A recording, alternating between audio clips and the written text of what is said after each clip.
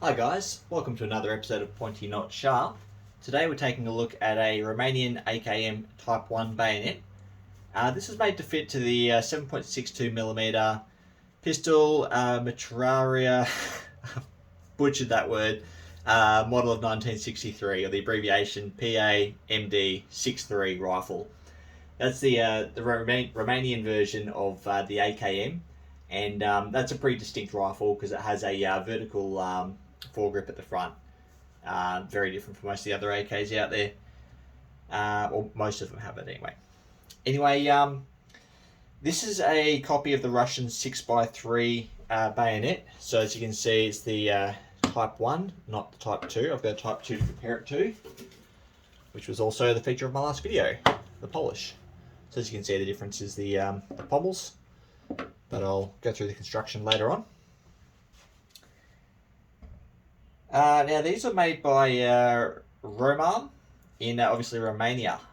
Now I don't have a terrible lot to say about these because they're pretty straightforward, very simple, very common, and quite cheap on the collector's market. This one here is in quite rough condition. They're not the nicest bayonets. They're very crudely made to begin with.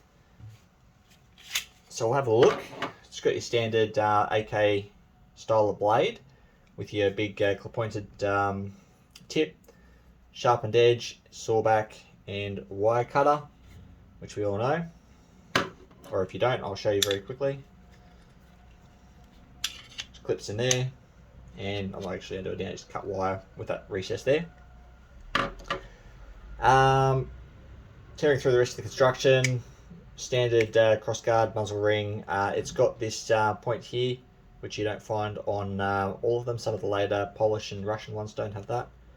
There you go. I've just noticed another marking in this I didn't see before. There's an R on the inside there. I assume that's for Romania. I wouldn't have a clue. Bakelite grip. Got these two Bakelite, I don't know, pins, I guess you could almost call them. Nice big bulbous Bakelite base there. Got our push button.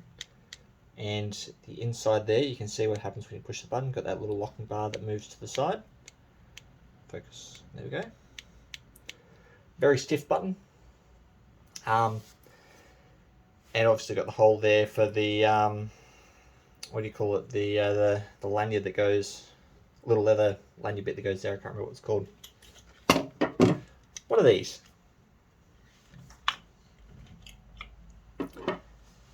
I'll do the scabbard very quick. So, standard steel construction scabbard. Got our rubber handguard here. This one's on upside down. The rubber's quite brittle on this one. I can't actually remove it and turn it around and put it on correctly because I tried, but it started to split on me, and I don't want to wreck it because it's not mine. It belongs to a friend. Anyway, this would usually have a frog. You can either have one of the leather type frogs that clips on like this one here, and would clip on just down here. But more commonly, the Romanian AK bayonets have a big wraparound leather frog that wraps around the front and clips on, and also wraps around the handle as well. And they're very large, very common too. Actually, the markings, I'll jump into those very quickly. So the first marking is a serial number here on the crossguard. I've been told you can match the serial number to a rifle, and you can match the serial number to a date of manufacture. I haven't had any luck finding that kind of information, but if you know what you're talking about and you know what it is, let me know. So what we got here, Sierra Bravo Mike 486 Bah, whatever that is, a 9 or something, I can't tell. And then we've also got that R marked in here, which I didn't see before. I have no idea what that stands for. If you know, let me know. Now, there should also be a matching serial number on the scabbard. I haven't had any luck finding it. I don't know if it sits underneath the rubber handle or if it's just worn away because it's fairly corroded and worn. I should also point out, when this is used as a wire cutter, insulated rubber pad here and Bakelite handle insulate you from electricity, so you can cut electrified wire.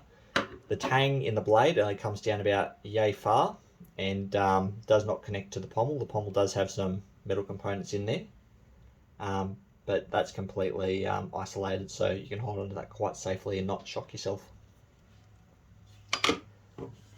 Now, these are probably some of the most common bayonets on the market, some of the cheapest, some of the roughest. I've avoided buying one because I don't particularly like them.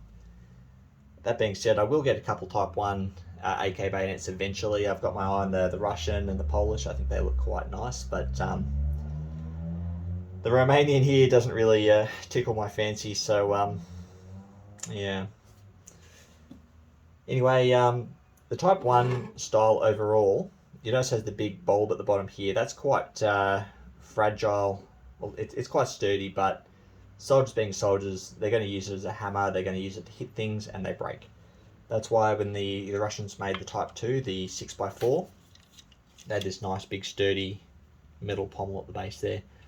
The Romanians didn't do that. They stuck with this bayonet from 1963 all the way till 1994, I believe, and they sold them to absolutely anyone who would take them. They were used in the Vietnam War. They sold them to pretty much the entire Middle East, a lot of Africa, places all over the world. Generally places with budgets, really tight budgets would buy these. They're not the nicest.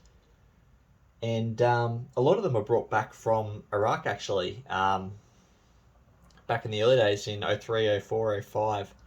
So the Iraqi army purchased a ton of these, or they purchased a ton of the AKMs that went with them. And these obviously came with the rifles.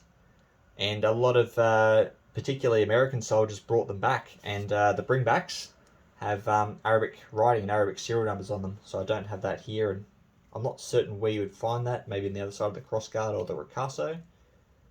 But yeah, that's something cool to look out for. And if I was to own one of these, it would probably be one of those Iraqi captures. I think that's actually pretty cool.